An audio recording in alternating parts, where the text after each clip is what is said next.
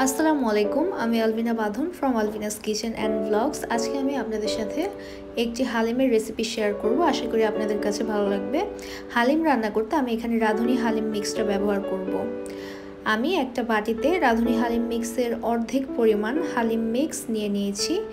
এটা 3 জনের জন্য যথেষ্ট। এখানে আমি এখন প্রায় 1.5 কাপের মতো গরম পানি ঢেলে দেব। এটাকে প্রায় 15 মিনিটসের মতো ভিজিয়ে রাখতে হবে।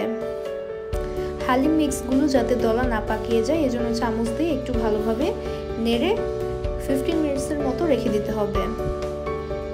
আমি আজকের হালিমটা চিকেন দিয়ে রান্না করব। এখানে আমি প্রায় 250 গ্রামের মতো চিকেন নিয়েছি। আমি হালিমের চিকেনটা একটু বেশি খেতে পছন্দ করি। চিকেনটা রান্নার জন্য আমি প্যানে তেল এবং পেঁয়াজ কুচি নিয়ে নিয়েছি। পেঁয়াজ কুচিটা ব্রাউন কালার হওয়া পর্যন্ত খুব ভালোভাবে নাড়তে হবে এবং ভাজতে হবে। ব্রাউন কালার হয়ে গেছে। এখন আমি পেঁয়াজ কুচিগুলোকে উঠিয়ে রাখবো বেরেস্তা হিসেবে ইউজ করার জন্য।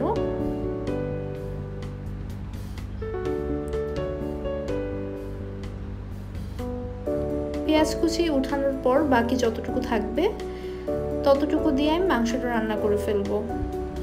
তো এখন আমি মুরগির মাংসগুলো দিয়ে দিচ্ছি তেলের মধ্যেই।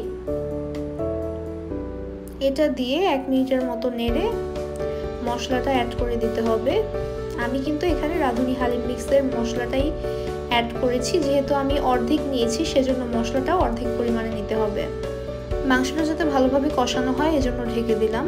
প্রায় 6 থেকে 7 মিনিট পর ফিরে আসলাম। দেখতেই পাচ্ছেন মাংসটা কিন্তু খুব ভালোভাবে কষানো হয়েছে।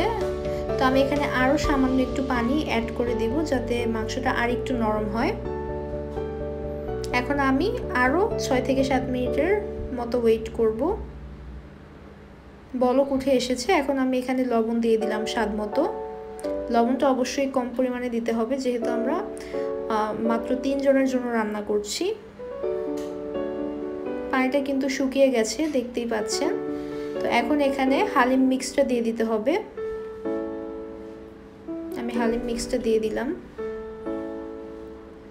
এখানে আরো কিছু পানি অ্যাড করতে হবে। আমি আরো প্রায় 1.5 কাপের মতো পানি এখানে অ্যাড করে দিব। পানিটা অ্যাড করে লো হিটে ঢেকে দিতে হবে যতক্ষণ পর্যন্ত না হালিমের ঝোলটা ঘন হয় ততক্ষণ পর্যন্ত কিন্তু লো হিটে রাখতে হবে। হালিমের ঝোলটা ঘন হয়ে আসলে বাগার দিতে হবে এবং বাগারে অবশ্যই রসুন ও শুকনা মরিচ এই দুইটা ইউজ করলেই হবে। আপনারা দেখতেই পাচ্ছেন একেবারে ঘন হয়ে এসেছে ঝোলটা। আমি এখন বাগার দিব। বাগারের জন্য আমি এখানে প্যানে 1টা রসুন নিয়েছি এবং 2টা শুকনা মরিচ নিয়েছি। শুকনা মরিচের জন্য কিন্তু খুব সুন্দর একটা ফ্লেভার আসবে হালিম থেকে। একেবারে ব্রাউন কালার হয়ে গেছে। বেশি ব্রাউন কালার করলে কিন্তু ভালো লাগবে না। এরকম হালকা ব্রাউন হলেই এটা হালিমের মধ্যে দিয়ে দিতে হবে। তো আমি হালিমে অ্যাড করে দিয়েছি। এখন প্রায় 1 মিনিটের মতো চুলোয় দিয়ে নাড়তে হবে। এই দেখুন একেবারে ঘন হয়েছে হালিমটা এবং সুন্দর একটা কালার হয়েছে। আমি চুলো থেকে নামিয়ে ফেলেছি। হালিমটা নামানোর পর যখন সার্ভ করবেন তখন অবশ্যই উপরে বেরেস্তা দিতে হবে এবং কাঁচামরিচ দিবেন। তার উপরে ধনেপাতা দিয়ে দিবেন, তাহলে বেশি টেস্ট লাগবে। এবং খাওয়ার সময় অবশ্যই লেবু ইউজ করে খাবেন, তাহলে অন্যরকম টেস্ট পাওয়া যাবে। যদি আমার এই রেসিপিটা ভালো লাগে আপনাদের কাছে অবশ্যই কিন্তু লাইক করবেন, কমেন্ট করবেন, শেয়ার করবেন এবং আমার চ্যানেলটাকে সাবস্ক্রাইব করবেন। ধন্যবাদ সবাইকে।